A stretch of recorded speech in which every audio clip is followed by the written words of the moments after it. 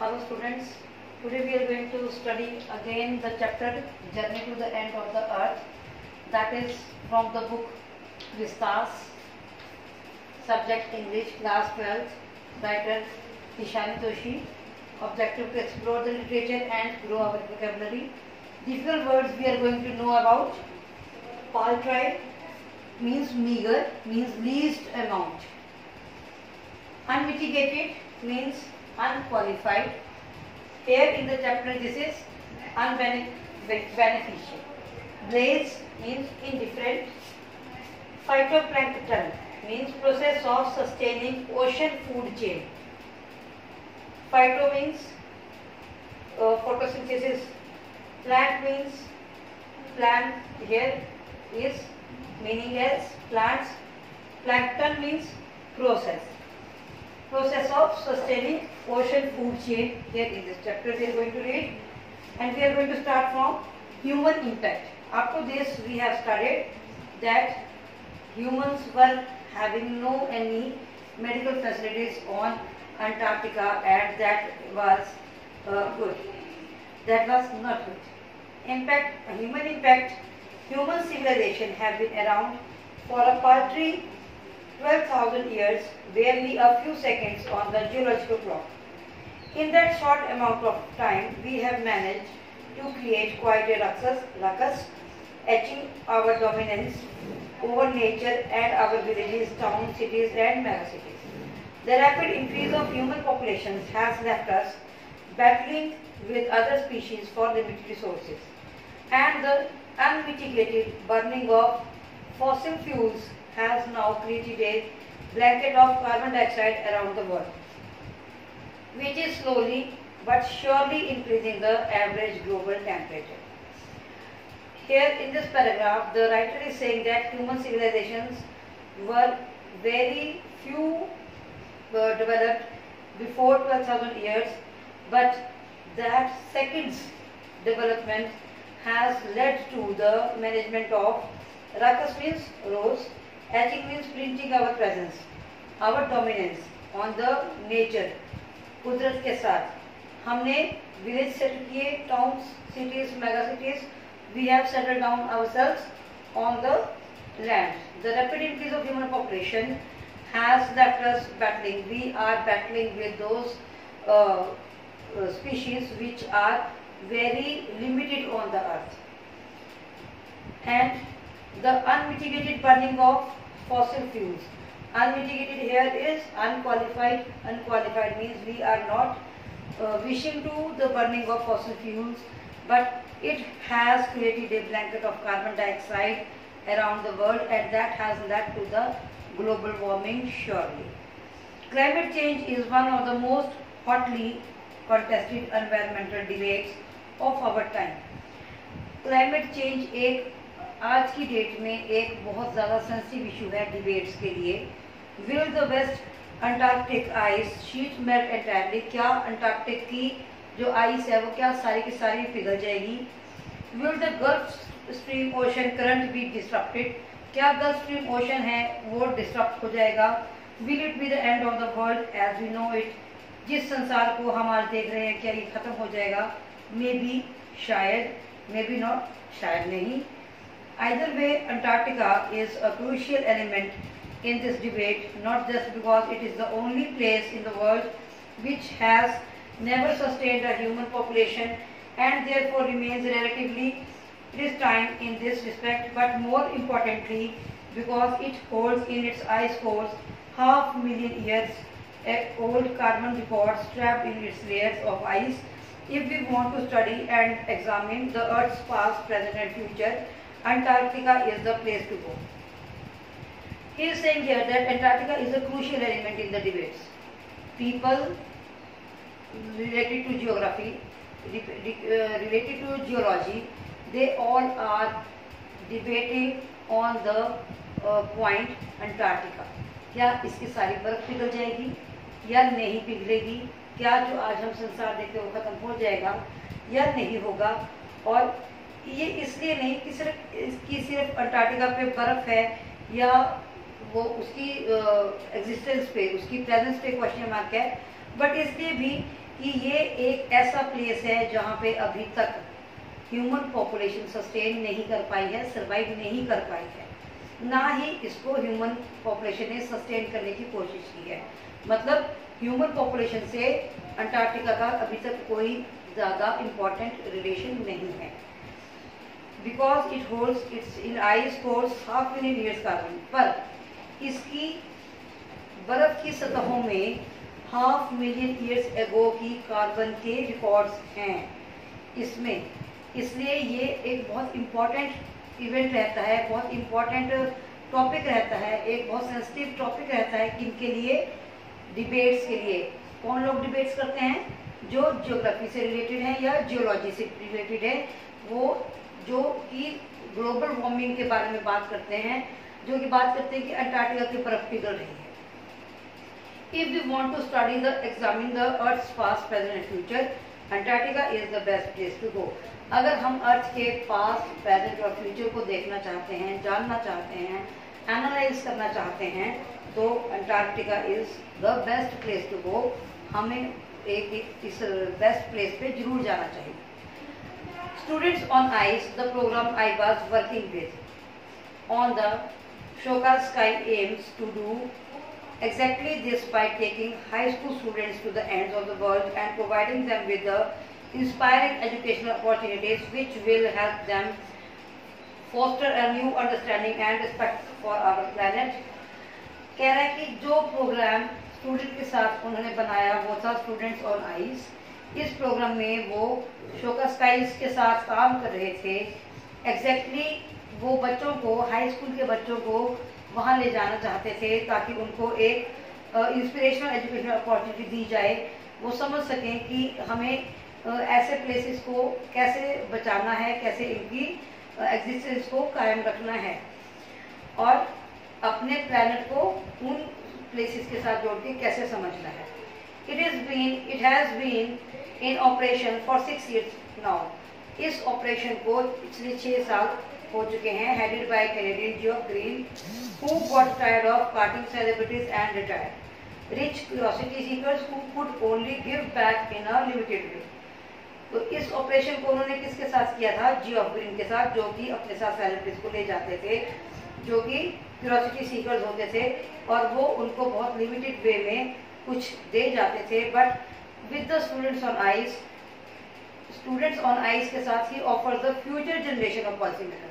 उसे लगता था जो स्टूडेंट्स हैं वो फ्यूचर जनरेशन के पॉलिसी मेकर्स हैं, लाइफ चेंजिंग एक्सपीरियंस देना है उन बच्चों को उस एज में जहाँ वो उन सब चीज़ों को जिसको वो फील कर रहे हैं, जिसको वो एक्सपीरियंस कर रहे हैं, they were ready to absorb, learn and most importantly act. It means the writer with Geoff Green दोनों ने मिलकर एक ऐसा प्रोग्राम बनाया कि बच्चों को अंटार्कटिका ले जाया जाए ताकि बच्चे वहाँ पे एक्सपीरियंस ले सकें, वहाँ पे सीख सकें और उनकी उस बर्फ की सतहों के बीच छिपे रहस्यों को जान सकें, समझ सकें और उसके साथ अपने प्लैनेट की ग्रोथ के बारे में भी समझ सकें और उसको सस्टेन कैसे करना है उसको भी समझ सकें, क्योंकि global warming is resulting into melting of the ice on Antarctica. तो उस चीज़ को, उस प्रोसेस को कैसे रोका जा सकता है, ये कैसे कम किया जा सकता है, इन सब चीज़ों को बच्चे समझ सकते हैं। उनके आइडियलिज्म को जिंदा रखने के लिए ये प्रोग्राम बनाया। कौन सा प्रोग्राम बनाया बेटा?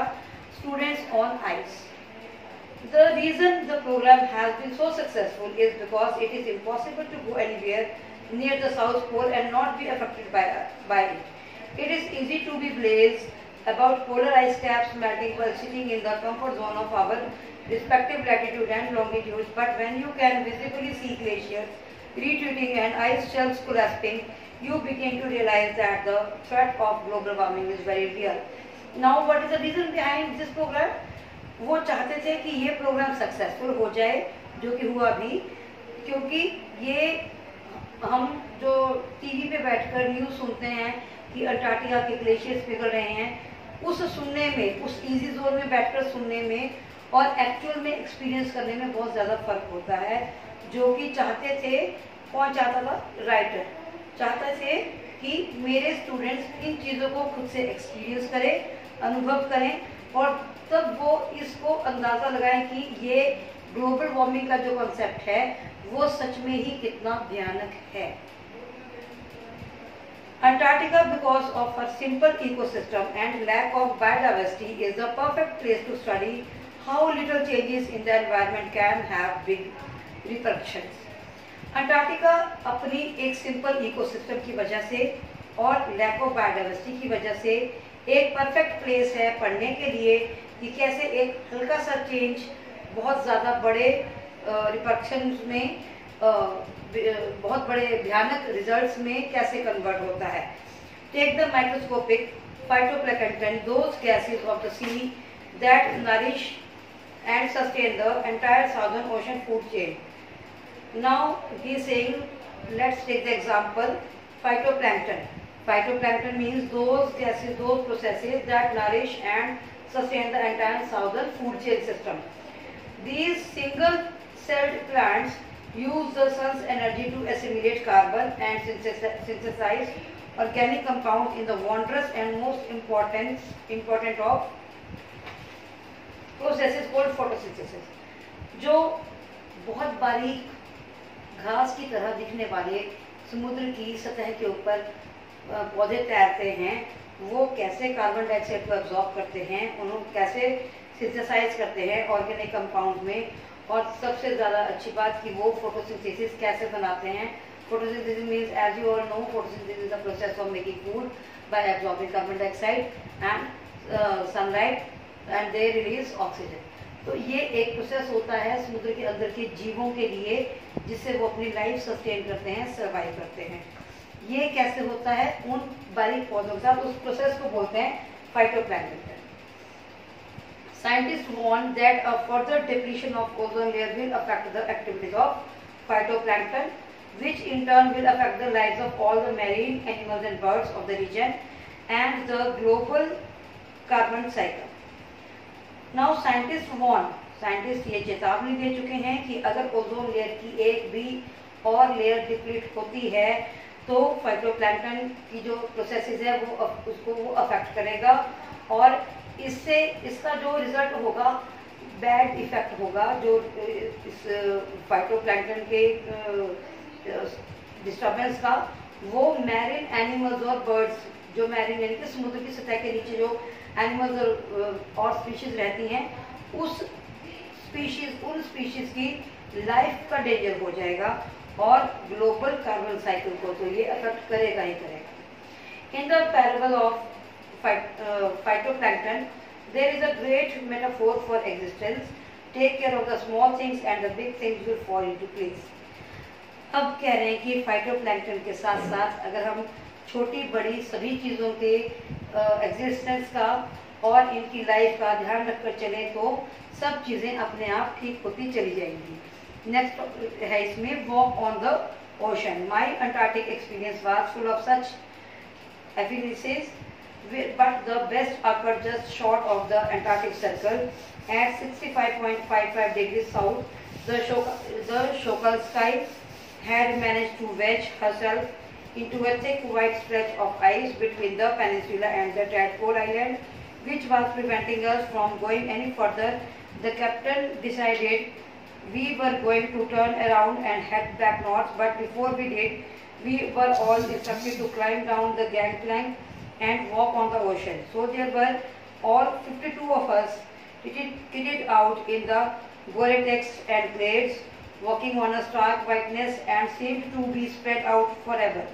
Underneath our feet was meter-thick ice pack, and underneath that 180 meters of heavy, living, breathing salt water. In the periphery, crab-eater seals were stretching and sunning themselves on the ice floes, much like stray dogs will do under the shade of banyan tree. It was nothing short of a revelation. Everything does indeed connect. जो मेरा अपना experience रहा Antarctic के साथ, वो full of divine feeling था।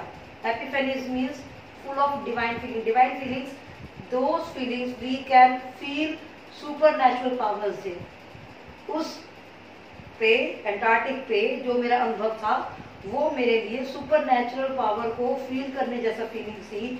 हम कैसे उस वाइट आइस के ऊपर, जो कि 1 मीटर मोटी थी उस परत के ऊपर चल रहे थे और हमें पता था कि उसके नीचे 180 मीटर्स का एक समुद्र है जिसके नीचे बहुत सारी लिविंग एनिमल्स हैं और हम उसके ऊपर चल रहे हैं। हम कितने लोग थे? 52 लोग हम थे। हमने we were walking on a stark whiteness that seemed to be spread out forever. हमें लग रहा था वो चादर हमेशा से वहाँ ऐसे ही बिछी है और ऐसे ही बिछी रहेगी। In the periphery cracks the seals were stretching. अब ये लग रहा था कि इनके साथ जो डॉग्स होते हैं उनके साथ इस बर्फ के ऊपर स्क्रैच हो जाएंगे, इस चादर के ऊपर स्क्रैच हो जाएंगे। But that experience was just full of divine feelings, कि हम ऐसा सोच रहे थे कि वो डिवाइन फीलिंग्स सच में ही इसके साथ कनेक्टेड हैं। किसके साथ? जो एक्सपीरियंस हम अंटार्कटिका पे ले रहे थे। 9 time zones, 6 checkpoints, 3 bodies of water and many ecospheres later, I was still wondering about the beauty of the balance in play on our planet.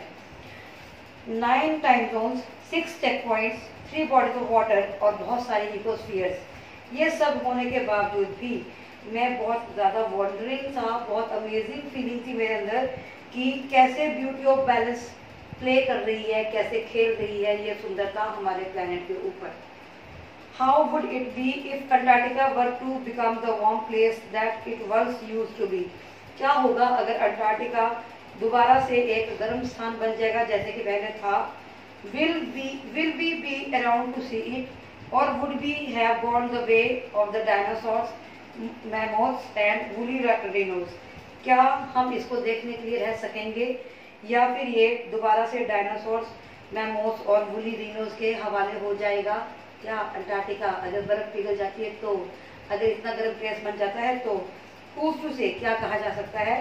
But still we have the idealism to save the world, and all I can say is that a lot can happen in a million years, but what a difference a day makes. मैं कह सकता हूँ इस स्थान पे जाने के बाद कि कितनी चीज़ों को, कितना स्लो प्रोसेसिंग के साथ मिलियन ईयर्स लगे डेवलप होने में, बट एक दिन के ही बैड और वर्स्ट रिजल्ट्स उसको कितना हार्म पहुंचा सकते हैं। बट इस आइडियलिज्म के साथ कि जिन स्टूडेंट्स को मैं अपने साथ वहाँ ले गया वो ऐसे प्लान्स बनाएंगे आगे बड़े होकर, वो ऐसा आइडियलिज्म अपने अंदर एक क्रिएट करेंगे कि हमें इस अंटार्कटिका को और अपने प्लेनेट को बचाना है। किससे? ग्लोबल वार्मिंग से, ताकि हम लोग अपनी लाइफ को सरवाइव कर सके। अंटार्कटिका, प्लेनेट और हमारी life, all these things are connected to each other. The writer is very much hopeful about the students.